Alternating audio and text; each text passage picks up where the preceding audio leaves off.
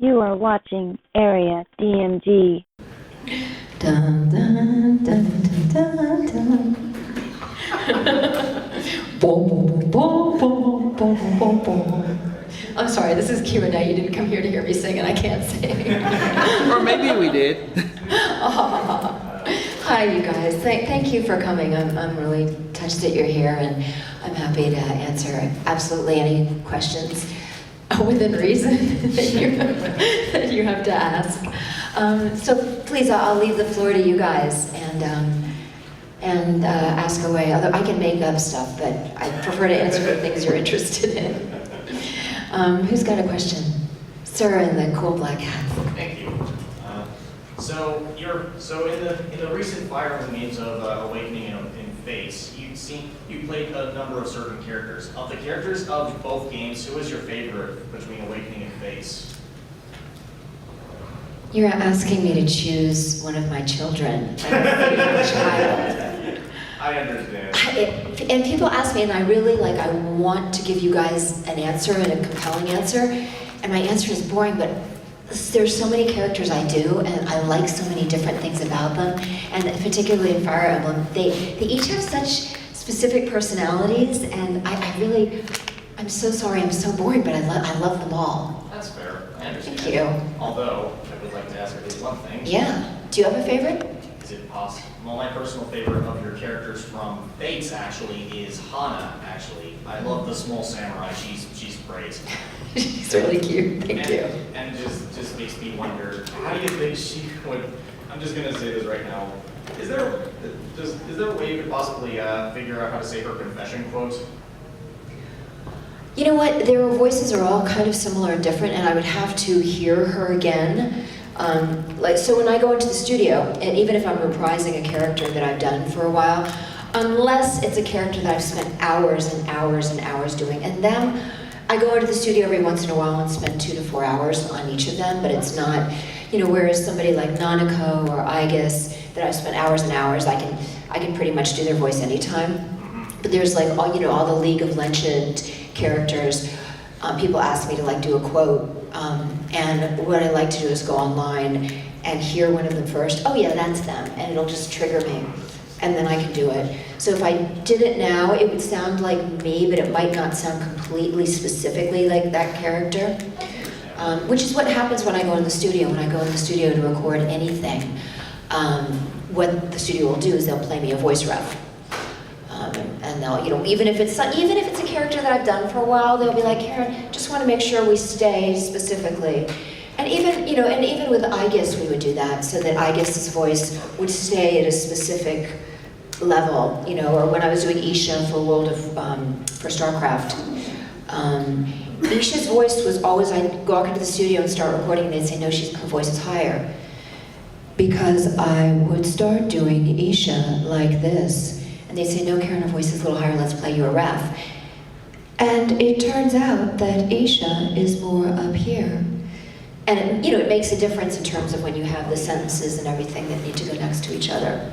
And that's what a lot of us have to do, especially, I do so many different voices, and they get, they can dip into each other, so I have to make sure to keep them separate. I understand that completely. Yeah, thanks. Thanks for the answer. Yeah, thanks for the question. Sir in the red shirt. It's a little similar to his first question, but what type of characters would you say you have the easiest time playing? Like what type of personality? That's a fun question. I love playing the sexy ones. I do. I love it when I can do these things. I love it so much. And a lot of times I'll have to go to the studio and people have to say, Karen, you can't do it so sexy. I'm like, I'm not trying to be. But I don't know, I like it. I think to me, there's textures that are pleasing, like to pet a cat or a velvet dress. And I love when I can hit the velvety textures of my voice. It's very pleasing to hang out in that place. And recently, as I've gotten a little bit older, I've started getting older tough characters and deeper voices, and a lot of voices that I have to push a lot. And they're fun, but they're taxing, and I enjoy being good at it, but it's tiring on the voice, and I'm tired after the session, and you know, whereas I can sit for hours and hours and talk like this, and do I guess like this for many, many hours, and it's not taxing, and it's very, very pleasing, you know? But it's also pleasing to do the little ones, like Miyuki and Lucky Star was incredibly pleasing, and it was, what I love about Miyuki, is it was really hard to record a line without smiling, because everything was so fun and happy, and oh, let me see. And she's just so happy, and I feel that way about Nanako too. She's just so happy that it's hard to like do a line, and then we do a line there, and then everybody's like, aww.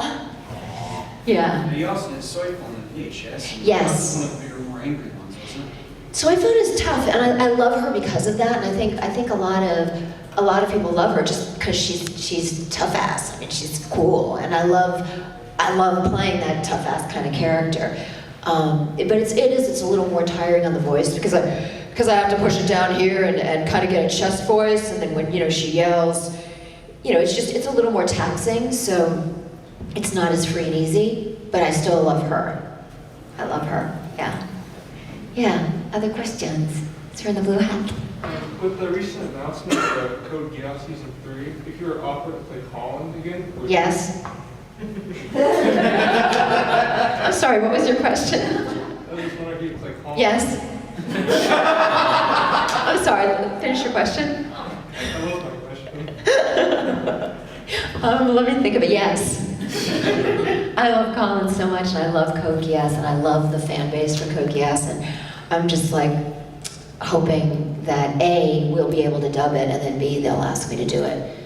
And if they don't, I'll be sad. Do you think, on that note, because it's supposed to be like 10 years later, do you think you'd have any issue having to age her by 10 years? No, because I've aged by 10 years. Right? So yeah, it'll probably, it's a good thing. Yeah. Thanks. Yes. Okay, my question is, who's your favorite character from Lucky Star? Miyuki. Oh, I'm sorry, that was biased. You know who I love, and I don't remember their names, and I'm embarrassed for that because I'm a really bad geek.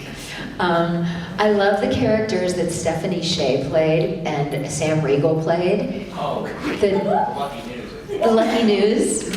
You know the Lucky News? I love them so much, and I thought Stephanie, I mean, I love both of them. They're both brilliant, but I thought Stephanie Shea was just so on her game, and Sam was just so Sam. So, I mean, but I love all the girls in Lucky Star, but I would say I had a special fondness for the Lucky Star News. And Miyuki. Yes. Do you have another question, or? When I Yeah. see that one red caster, she sounds like to me she's bipolar. I think she probably is. I think that's probably a good assessment. multiple personalities.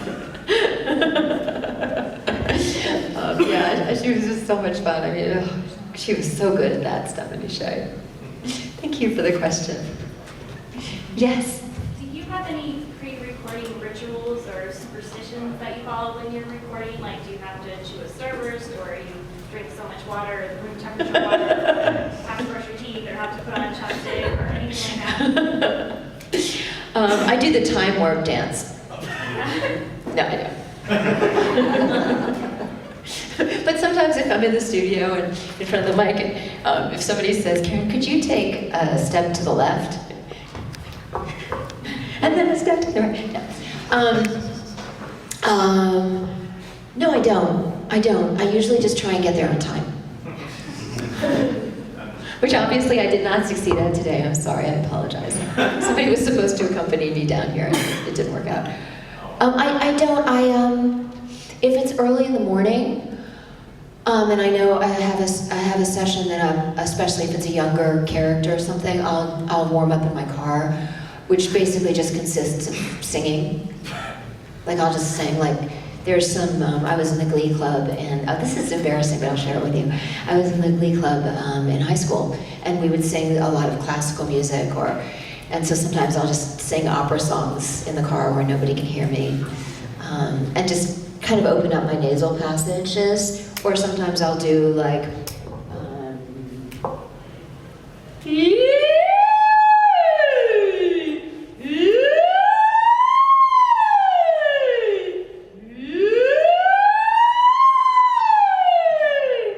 and I'll open up this here so to make sure that has resonance in it. And I always have room temperature water in the studio because cold water kind of tenses up your voice, and it also makes me cold because I'm a little person, I get cold easily. No, I don't really do anything else. I just always try and, I just remember to be grateful because I'm so lucky to do what I do.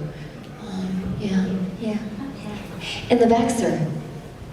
The directors pretty much give you free rein to interpret how to talk, or? It depends. It depends on the show. It depends on the director. It depends on just a lot of different circumstances, the weather that day. It depends on the show, and every show has a different feeling. There's some shows where the producers will communicate to the directors, we want this as close to the original as possible. And so occasionally, like, I'll have an interpretation that's just really cool and it works really well, and the director will say, that's great, Karen, but it's a little different from the Japanese, and we need to really match the Japanese. So we'll use that as an alt, and then I'll do one that matches the interpretation of the Japanese. Sometimes the producers will communicate to the director that, we feel that the voice in Japanese is a little too grating and too high, and we don't want, we don't want a voice that's so, intense. And so, go with the Japanese, but maybe lower it down a little bit, make it a little less strident, and some producers will say, on some video games, they'll say, here's our voice in Japanese, but we really want to make the English version, the American version, we really want to make it American, so don't follow the Japanese too much. Occasionally we'll give you a reference, but create a voice that works for American, that everybody agrees on, and then go with that. So it depends completely on the project. And then there's some directors that have sort of a tighter rein on the thing, and they have their idea of how they want it, and they communicate that, and my job is just, whether or not I agree, to give them what they're asking me for. Because my job is to serve the project, and the director is the one who's directing it. But occasionally, if I don't agree with the director, I'll say, well, let me just try something, okay? And I'll try it, and they'll be like, oh yeah, that's pretty cool. And they'll be like, thanks so much, Karen. Next take, So it really depends. And as, viewers and audience members, you guys will know that there's some anime that really sticks closely to the Japanese, and there's some that's a little looser, and that we can bring a little bit more of our own interpretation into it. And then, and there's certain days when I'll be feeling particularly feisty and I'll want to impose my own ideas, and let me try something. And there's some days when I'm just, feeling sort of, tame, and what do you want? Oh, okay, I can do that. So it depends on, the weather. Next question. Yes, sir. What were some of the favorite Yes. scenes in anime that you have? Yes. I'm sorry, I did that to you last time, so I thought it'd be funny to do it again. What were some of the favorite scenes in anime that you have done? What were some of your favorite scenes in What were anime? some of my favorite scenes in anime? That's a really cool question. That's a great question. There's so many for different reasons, but one of my favorite anime that I've ever done, and it's a lesser known anime, but it's my favorite ever. And though I don't normally pick favorites, this is my favorite. Has anybody know of Monster or seen Monster?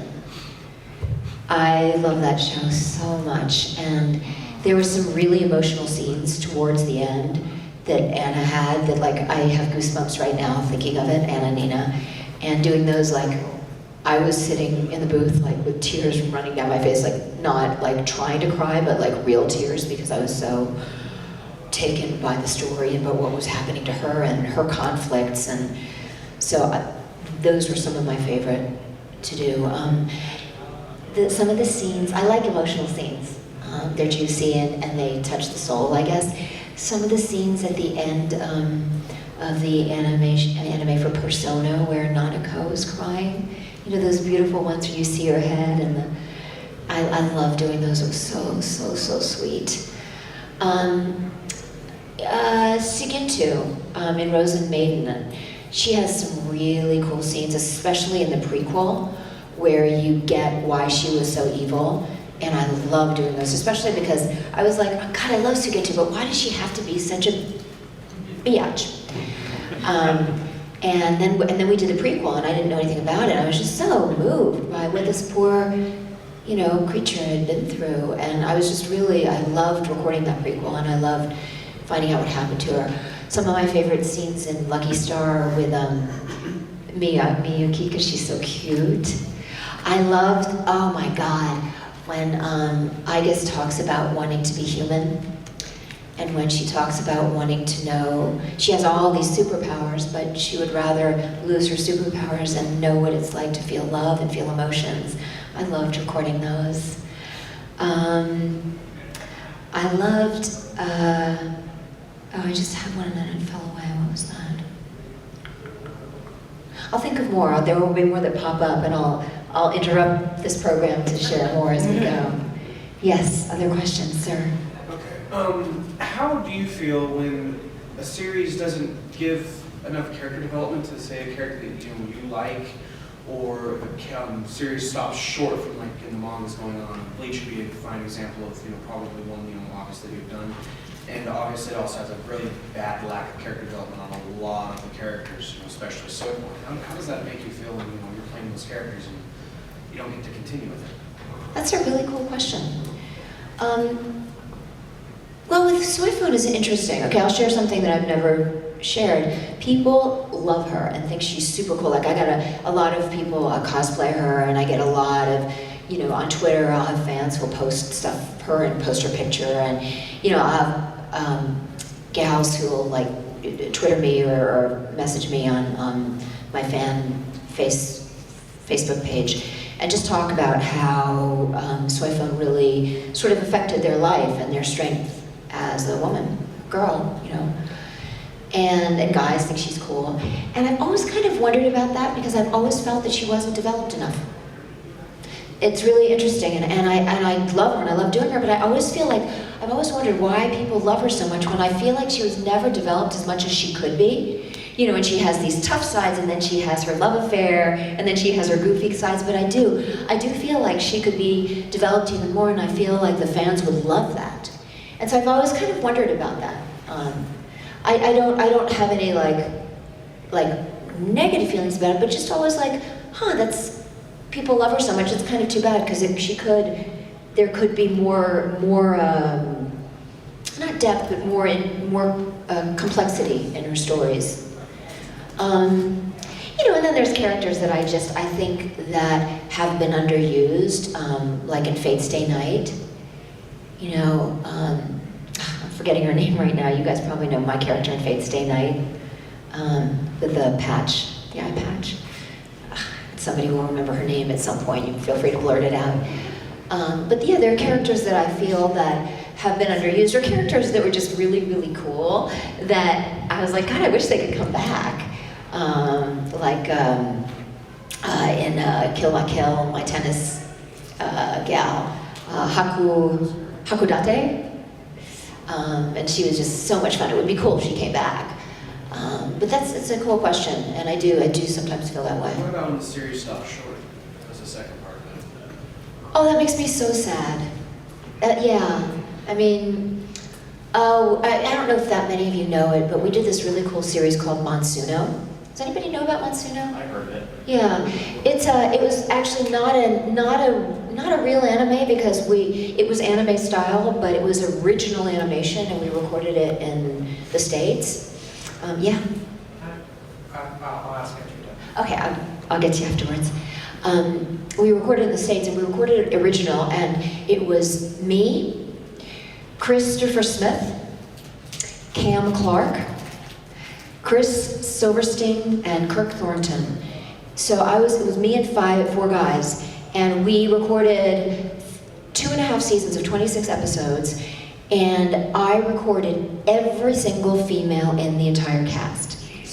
So I recorded Jinja, who was like the main teenager, she was the main character, and then like a couple bad guys, but I recorded 26 females, and that show was real, and they kind of developed it to sell toys, so they had a Monsuno card game and Monsuno cards and all these toys, but the company didn't market it well enough, so it is actually doing great overseas. It's doing great in Japan, it's doing great in various countries in Europe. But because the toys weren't selling well enough here, they had to cut the series short. And because I got to be, normally when I dub anime, it's me in the booth and the director and the engineer, and occasionally a producer. But when we recorded this, it was like every Friday, and usually we had the Friday afternoon sessions, which means about 5 o'clock, the margaritas started coming in. And those guys just became like family to me, and we would, all 5 of us, be sitting in the room, and we'd get these fresh scripts, and we would play, and we could do whatever we want. We would play, and we laughed, and so I was really bummed that was cut short, just because it was such a fun experience. And yeah, when any show is cut short, I'm bummed out. And then there's a lot of shows that when they finish, I'm sad. When K-On! Finished, I cried, because that show was just so dear and so great. When Lucky Star finished, I cried. Because it's like you spend, you're a main character in a series for months and months, and then, you don't get to go back and do anymore, and it's, yeah. You had a question, sir. Real quick, you said the anime you talked about where you did all the characters was Masuno? Can you say that a little louder? Sorry, the character you just talked about is Masuno? Is the anime for? Yeah, the name of it, yes. All right, so my question is how much does it cost usually to make an anime episode? I don't know. I wish I could give you an idea. I don't, because I don't deal on that side. I can tell you, I know how much we get paid, but and mostly we get an hour with the 2-hour minimum, or if it's union, we get paid. We don't get paid that much for anime. I don't know how much it costs though. I asked because I was wondering how easy it is to bring back a show even if it's like 10 years or 9 years. I don't know. I mean, I know a huge problem for anime right now has been all the anime that's stolen. Like, there's, what is it called when you watch it online but don't pay? Bootlegging. The anime business has gone down tenfold. Like, there's companies that had to fold because of all the bootlegging, and so a lot of times, like, they won't do a dub because they won't make enough money in sales of it. So don't bootleg, you guys, if you want us to keep dubbing stuff. The more you bootleg, the more shows we can't dub because they don't make money, and then it's not worth it to dub it. As they always say, please support the official release. Yes, please support the official release. Yes, sir. So have you ever had a series or a character that you hated doing so much you were glad when that part was over? Oh,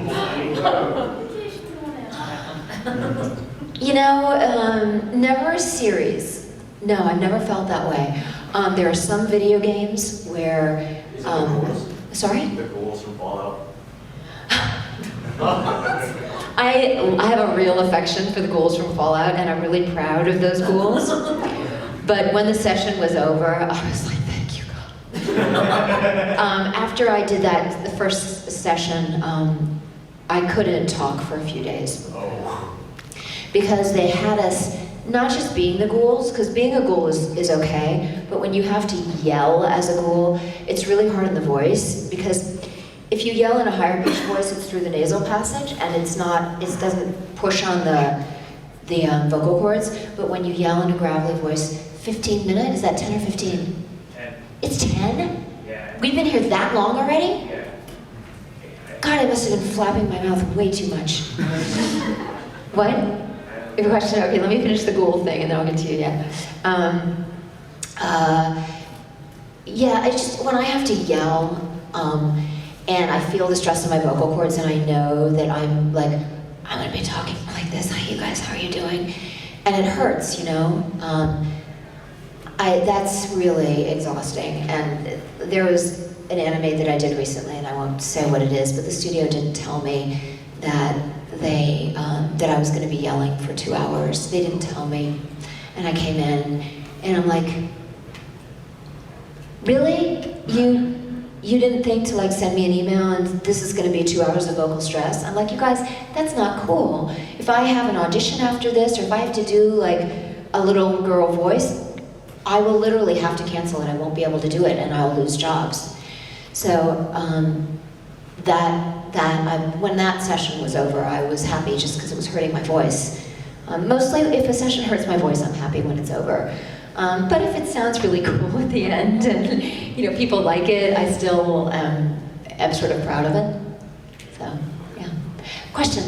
Yeah, sorry. No sorries. No sorries allowed. First thing, I absolutely fucking love you. Oh, thank you. Sorry. No sorries allowed. Oh my gosh, you told me you love me. Don't apologize for that. That's so cool. No, thank you so much. Thank you. Starstruck right now, pretty much. Aw, thank you so much. What's your favorite thing about being in the studio? And besides that question, how do you feel when you like hear your voice when you're watching an episode or whatever? Those are cool questions. Yeah, it totally makes sense. Can I give you a compliment back? Would that embarrass you? Sure. You have a beautiful heart. You know, you can feel people's hearts sometimes, like you can feel it across the room. You can just feel it. And yeah, you have a beautiful heart. Thank you. Yeah. God, I forgot your question. I was just vibing on you. I forgot your, just tell me again. My favorite part about being in the studio. Yeah. And Okay. How do you feel when you hear your voice rewatching a show or after or during recording or whatever? Yeah. My favorite part about being in the studio is the magic that happens between creative people.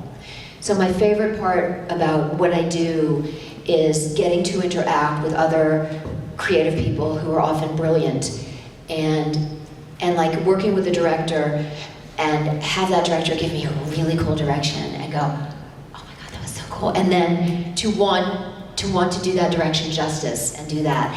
And then to get in a groove with the director so that when we're working, I'll do a take and then I'll have a thought about, I'll be like, let me do it again. And I'll say, let me do it again, which to me is one word, let me do it again. And then they'll be like, okay. And I'll do it, and they'll look at me and say, that's exactly what I was gonna ask you to do.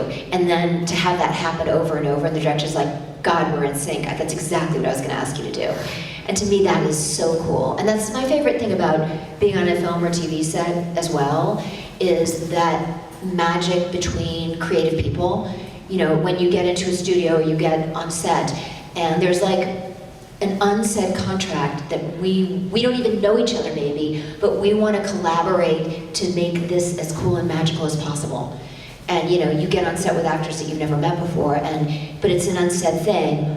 You know, we want to, and you just hook in, and it's sort of immediate intimacy, because it's an immediate, you have to trust that person. And in that trust, it's just creative magic happens, and I think that's my very favorite thing about what I do. And the other favorite thing about what I do is just getting to be playful.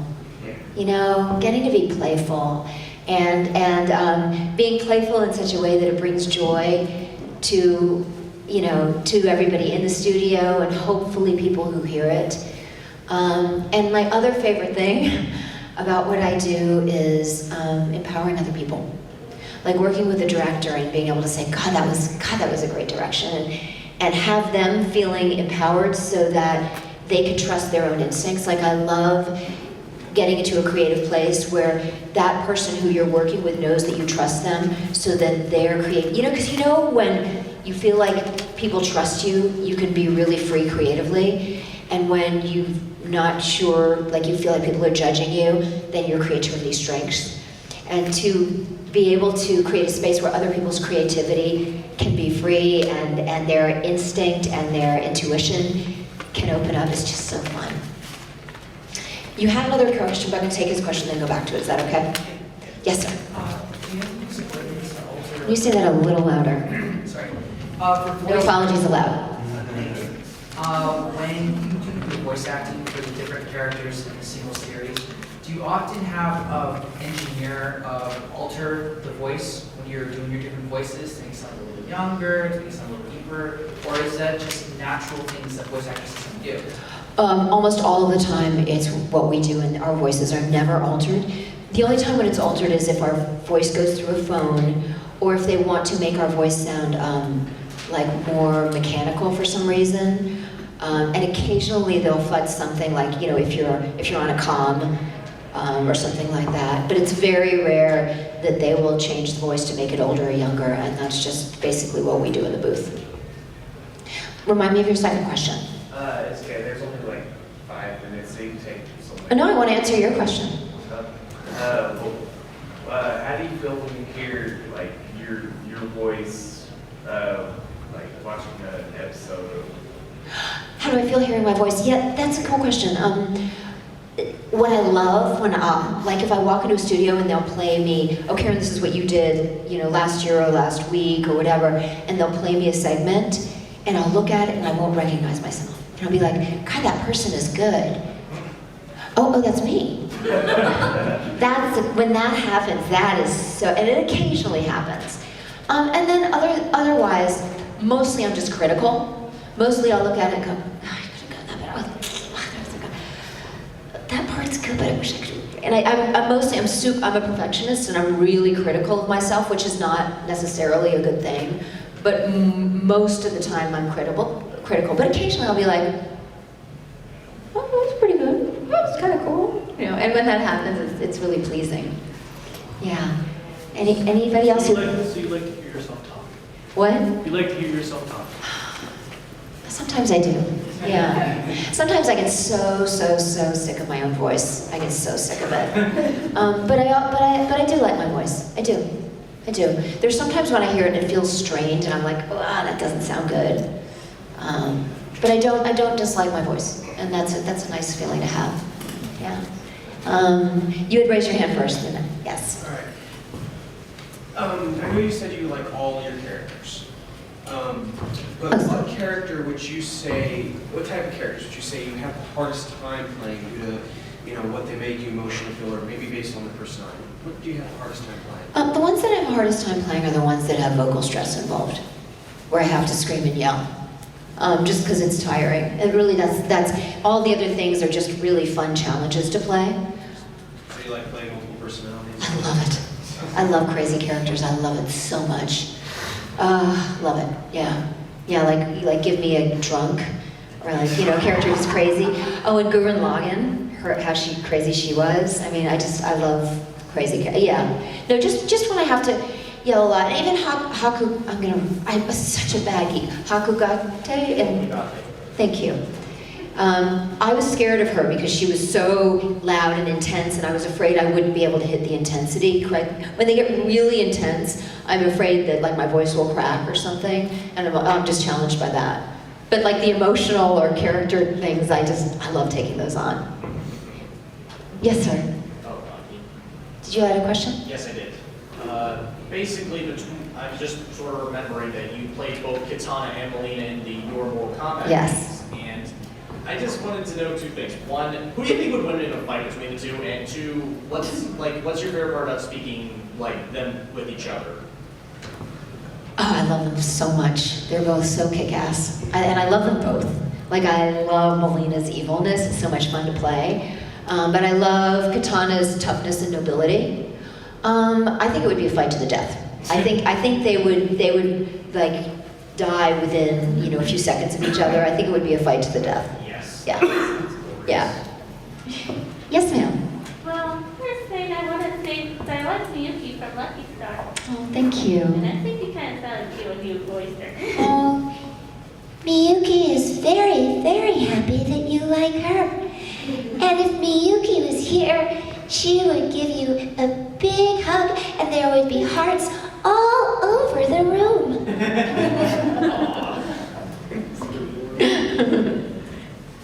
Yes. Any other questions? I know we're almost at the end. Just a couple more before we finish. Yes, sir, you haven't asked a question yet. So I was kind of wondering, what do you go through when you're looking at roles? You know, are you trying to stick with a certain kind of director? Maybe you're looking at the Japanese voice actor that you sync up really well with. What kind of process do you go through when you're looking for roles to play? Oh, that is such a generous question. I basically just like to work. Okay. Like most actors do. So I don't go, well, I think I'd like that role. I don't know, I'd like to do that. Oh yes, I'd like to do that one. Hello, Bangsoon, please cast me in this role. I wish I could do that. I would love to be able to do that. But mostly, almost all of the anime actors you guys know and all of us who come to cons, we don't have the luxury of picking the roles that we get to play, unfortunately, because that would be really fun. Yeah. We basically, occasionally will be offered a role. There's our roles that I was offered. I believe I was offered Miyuki, I was offered Nanako, I was offered Aigis. There's a bunch of roles that I was offered Colin. I auditioned for Soifone. I auditioned for Momo. But a lot of times we're sent auditions and we're given an opportunity to audition for a role and then, and up against other awesome, actors, and then somebody will book the role. And then sometimes a studio will choose one of us or offer one of us the role.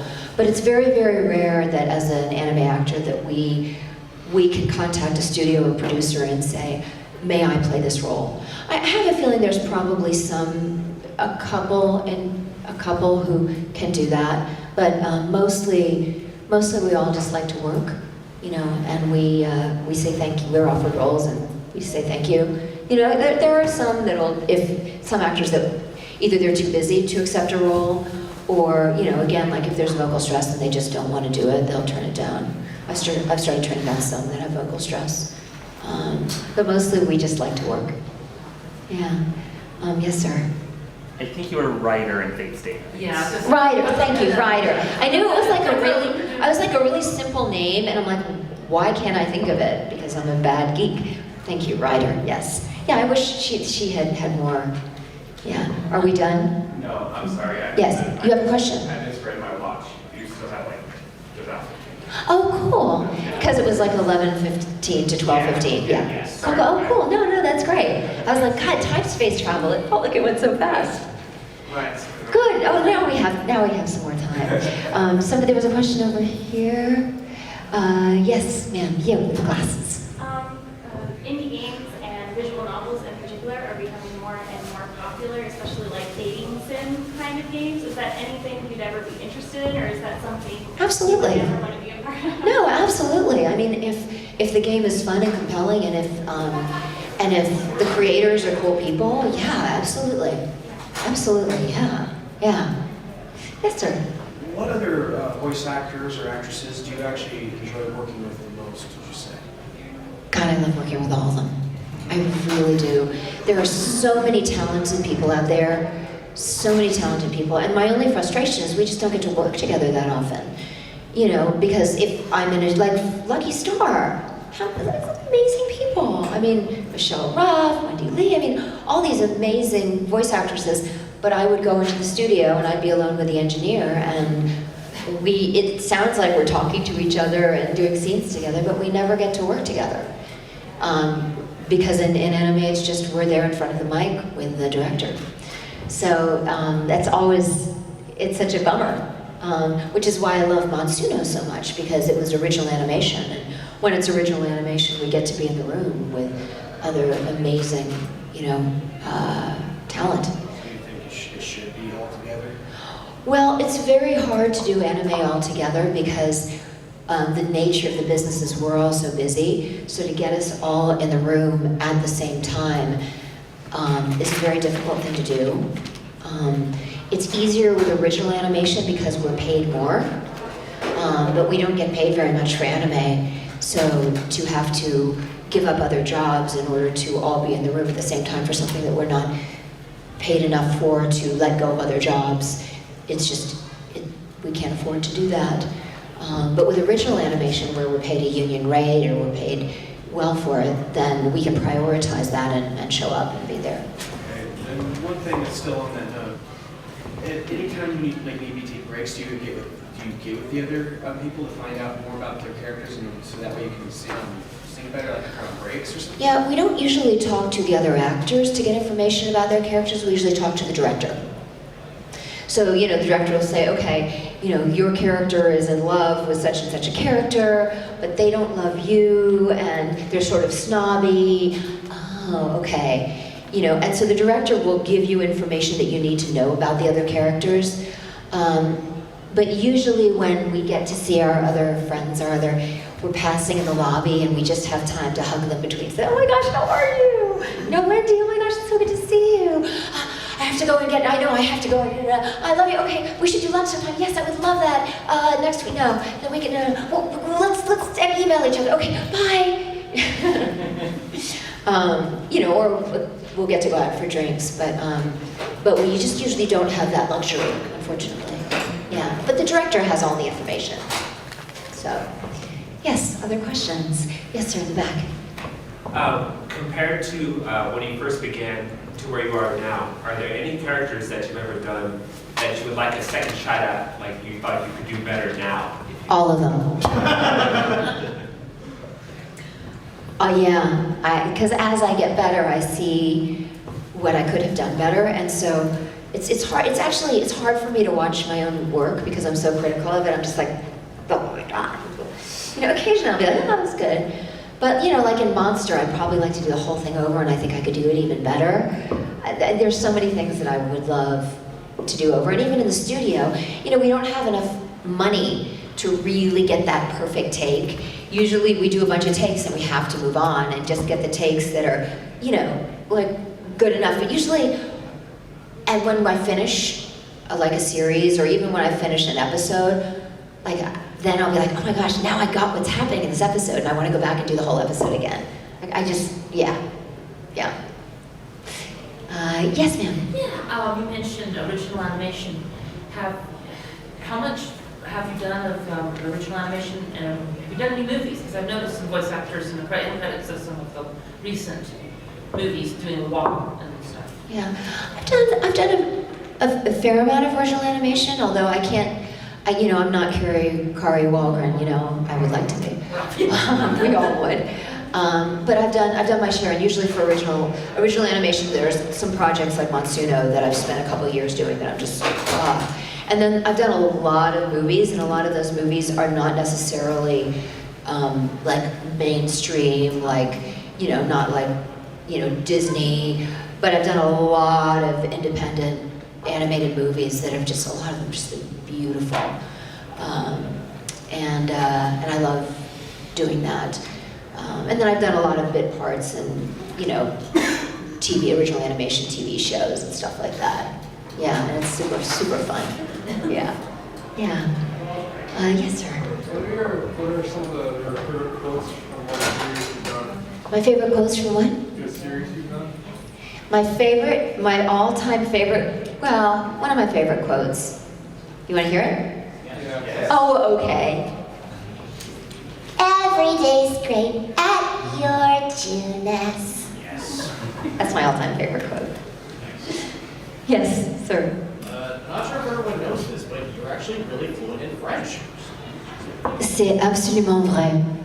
Je parle le français couramment parce que j'ai habité pendant 16 ans à Paris et j'ai travaillé en tant que comédienne et actrice de voix à Paris pendant 16 ans. Anybody understand that? I wish I had a French. I will translate it for you if you like. You understood? Petit peu. I will translate it for you. He said that many people do not know this, but I am fluent in French, and this is true. Because I lived in France for 5 minutes left. It's good. I lived in France for 16 years of my life. When I was a student, I went there to study and I started getting work as a dialect coach, coaching French actors to act in English, and now I've actually been a dialect coach for about 30 years. I lived in France for 16 years, became fluent in the language. I went to acting the Royal French Academy of Dramatic Arts, and I worked, I did a lot of film and television in French, and I worked very hard to get my French accent as clean as I could so that I could act in French. And I worked with, over there, I worked with Gérard Depardieu, I worked with Polanski. I got a lot of really cool opportunities to work with a lot of wonderful French actors, and I did a lot of animation in English as well, because a lot of original animation in France, they like to do it in English so it sells better all over the world, and that's where I cut my teeth as a voiceover artist, is in France. Yeah. Yes, sir. Okay. I know you've done a lot of stuff for like Viz Media and Bandai and things like that. Probably a couple for Funimation, but in terms of the Japanese companies that then sell to the English translation companies, which one would you say is probably your favorite company to do stuff for? I don't really have a favorite because I don't have that much personal interaction with them. I have interactions with those companies. Hire the studios, so they'll hire the studios, or they'll work with Bang Zoom, or work with Salami Studios, or work with Cup of Tea Productions. And my relationships are not actually with them, but are with the studios. They're with Bang Zoom, or with Cup of Tea Productions, or with PCB Studios. Sorry? Yeah. So I really don't have a relationship at all with them. So I can't really say who I prefer, but my relationships are with the studios. Yes? I follow a lot of voice actresses on social media, and a lot of them are newer to the industry, but I noticed a lot of them are becoming directors and ADR directors and opening their own studios very, very quickly. So I was just wondering what your thoughts on that were, and if you felt that maybe it was safe to jump in with these people, these brand new voice actresses that are suddenly calling themselves directors, and how much weight does that actually hold? I find very often that actors can make the best directors because we know what our process is, and so actors really respect other actors very often. But I think it depends on the person. Like, I think there's some people who are just amazingly good at it. Like my friend Laura Post has started directing, and she's just so good at it. I worked with her recently, and I said, Laura, your directions are so clear and so succinct, and it was just such a pleasure to work with you. And I think, especially as an actor, if you've done that, if you know what it's like to be directed, you know what works and what doesn't work, But I think it just depends. There's some directors who have never acted, but they just have a talent for it. There's some voice actors who are really good at it. There's some who aren't. There's some who start early. There's some who start later. Some of the ones who start later are not necessarily better than the ones who start earlier. I started directing very young. I started directing in high school, and I have had the feedback that I'm a very good director, and as a coach, I coach actors for on camera, and I coach actors for voiceover and for dialects. I've been asked to direct anime, but I don't have the time because I also do on camera and everything. If I direct, then I have to block out like 3 weeks to just sit in the studio and direct, and I don't have the time to do that. And I'm not saying that I might not be a good, amazing director, but I know I love it, and I get a lot of clients keep coming back to me to coach them. So when a client comes back to me, then it means I'm doing something right, and I'm flattered by it. It depends. I think you have to make sure to love it, because if you burn out as a director, then you feel that in the studio and the actor feels it.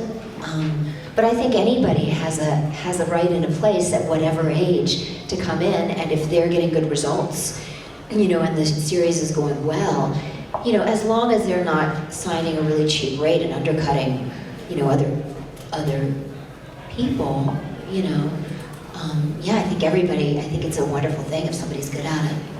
The industry's moving just so fast.